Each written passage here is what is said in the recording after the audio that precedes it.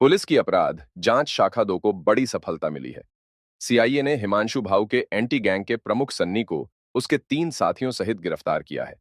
गैंगस्टरों से 5 अवैध पिस्तौल, 15 कारतूस और एक गाड़ी बरामद हुई है।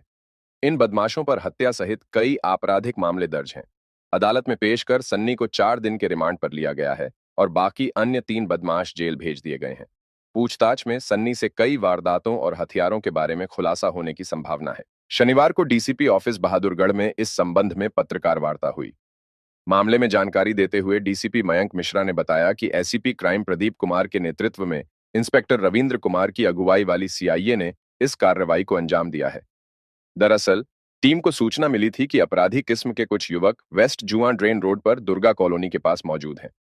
वे हथियारों से लैस हैं और किसी का इंतजार कर रहे हैं। इसके बाद उन्हें काबू किया गया।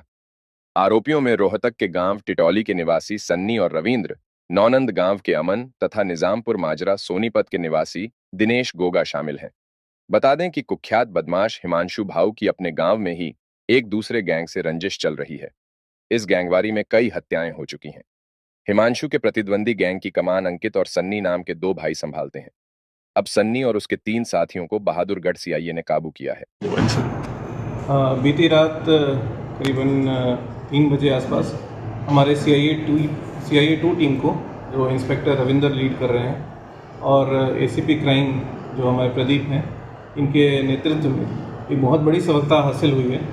इस सफलता में हमें 5 वेपन जो है वो रिकवर हुए हैं और करीबन 15 राउंड्स बरामद हुए हैं।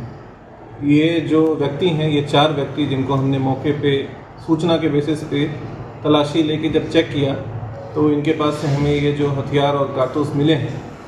ये जो चारों व्यक्ति हैं, ये एक खुद की गैंग बना रखी थी इन्होंने, और ये गैंग के जो 2 सदस्य, जो 4 व्यक्ति हमने काबू किए, उसमें से 2 सदस्य रिटोली गांव रोहतक के रहने वाले हैं।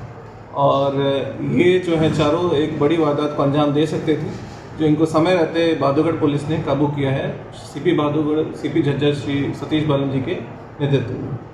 मेन जो व्यक्ति है वो सनी नाम का व्यक्ति अभी तक की जांच में आया है और जिसका हमने रिमांड भी लिया है और हमें 4 दिन की रिमांड कोर्ट द्वारा मंजूर की गई है।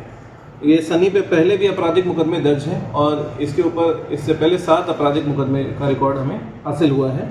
इसके साथ में एक और बड़ा व्यक्ति जो इसके साथ सारे क्राइम में साथ देता था, वो रविंदर नाम का व्यक्ति है। वो भी इसी के गांव रिटोली का है और रविंदर पे भी 9 मुकदमे दर्ज हैं, जिसमें ज़्यादातर मुकदमे जो हैं वो अटेम्प्ट टू मर्डर के दर्ज हैं। उसमें बाकी 2 व्यक्ति, एक दिनेश उर्फ गोगा है जो कि निजामपुर माजरा सोनीपत का रहने वाला है, और एक अमन है जो नौनंद जिला रोहतक का निवासी है। तो ये जो दिनेश उर्फ गोगा है, इस पर भी पहले मुकदमे दर्ज हैं, जिसमें मर्डर के भी मुकदमे शामिल हैं। ये कैसे करते हैं सर? कोई वारदात को अंजाम देने के लिए जा रहे थे, कहाँ से आ रहे थे? जो बहादुरगढ़ पुलिस ने जो भी मुखबर वगैरह जो हमारे सहयोग करते हैं अपराध की गतिविधि को रोकथाम करने में, उन्होंने हमें इन्फॉर्मेशन दी कि जो गंदा नाला है रोड, वहाँ पे दुर्गा कॉलोनी के आसपास 4 व्यक्ति एक गाड़ी में, जो ब्लैक कलर की स्कोडा फेबिया गाड़ी थी, उसमें ये 4 व्यक्ति भारी मात्रा में असला और राउंड लेके जा रहे हैं। जिस सूचना पे तुरंत कार्रवाई करते हुए इंस्पेक्टर रविंदर और सब इंस्पेक्टर राजेश की टीम ने वहाँ पे नाकाबंदी वगैरह करके और प्रॉपर तलाशी लेके इनको हमने जो है वो पकड़ा है। और इसमें हमारे एसीपी क्राइम श्री प्रदीप साहब का भी काफ़ी इम्पोर्टेंट रोल रहा है, जो रात के भी टाइम में उन्होंने काफ़ी एक्टिवली इसको परस्यू किया और हमने अभी तक की इन्वेस्टिगेशन जो है काफ़ी जल्दी कंप्लीट की है। और क्योंकि हमें और पूछताछ करके और एक बड़े रैकेट केस में खुलासा करना है, तो इसीलिए हमने एक व्यक्ति सनी, उसका 4 दिन का रिमांड हासिल किया कोर्ट से। बाकी का रिमांड नहीं लिया सर? बाकी के रिमांड की हमें आवश्यकता नहीं पड़ी, क्योंकि इसमें जो मुख्य आरोपी है, जो अब तक की हमारी तफ्तीश में व्यक्ति आया है, वो सनी ही आया है। और हमने अलग अलग भी पूछताछ की है और सनी से हमें और भी काफ़ी जानकारी की आशंका है, और हम ये उम्मीद कर रहे हैं कि हो सकता है कि कुछ और भी वेपन जो है वो सनी हमें रिकवर कराए during the remand period. Gangster बहुत तक के बाद में ये आया है कि वो उसी के गाँव से संबंध रखते हैं। तो जो ये हिमांशु भाऊ है, उसके साथ इनकी राइवलरी रही है, क्योंकि हिमांशु भाऊ ने इनके एक रिश्तेदार को, जो दिनेश उर्फ गोगा है, उसके रिश्तेदार को भी मरवाया है। और सनी जो है, जिस समय हिमांशु भाऊ ने एक फायरिंग कराई थी बेरी में पिछले साल में, उसमें सनी मौके का गवाह भी है और उस वक्त जो है टारगेट भी था सनी, जिस पे फायरिंग कराने के लिए हिमांशु भाऊ ने अपने बंदे सेट किए थे। और उसके बाद इसको सनी को लगा नहीं, तो उसी की रंजिश रखने के लिए ये जो है वो भाव से दुश्मनी रखता है। अब किस बात अभी हम पूछताछ कर रहे हैं कि इनका क्या प्रॉपर मकसद था, लेकिन अब तक तो ये ऐसे तैयार थे सारे कि कोई भी व्यक्ति जो कि हिमांशु भाऊ गैंग से संबंध रखता हो या उसका कोई एसोसिएट हो या उसका कोई इमदादी हो, ये किसी पे भी अटैक कर सकते थे, जो अब तक की जानकारी में आया है। तो ये हमेशा अपने साथ इतने हथियार साथ लेके घूमते थे और इसको हमने बड़े ही तत्परता से कार्रवाई करते हुए काबू किया है और हमने एक बहुत ही इसमें एक वारदात होने से बचाया है।